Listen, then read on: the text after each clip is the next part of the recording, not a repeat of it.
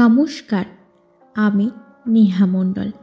আজ আমি পাঠ করতে চলেছি কবি সুকান্ত ভট্টাচার্যের লেখা কবিতা ছাড়পত্র। যে শিশু ভূমিষ্ঠ হলো আজ রাত্রে, তার মুখে খবর পেলুম সে পেয়েছে ছাড়পত্র এক।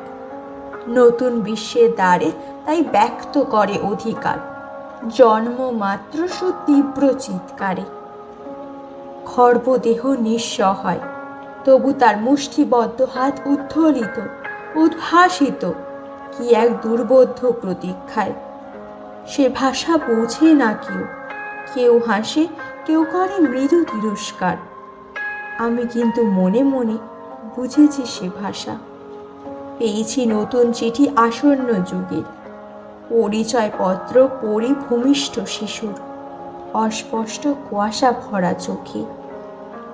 এসেছে নতুন শিশু, তাকে ছেড়ে দিতে হবে স্থান।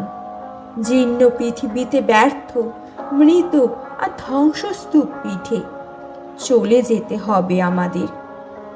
চলে যাব, তবু আজ যতক্ষণ দেহে আছে প্রাণ, প্রাণপণে পৃথিবীর সরাবো জঞ্জাল। এ বিশ্বকে এই শিশুর বাসযোগ্য করে যাব আমি। নবজাতকের কাছে এ আমার দৃঢ় অঙ্গীকার। অবশেষে সব কাজ সেরে আমার দেহের রক্তে নতুন শিশুকে করে যাব আশীর্বাদ। তারপর হব ইতিহাস।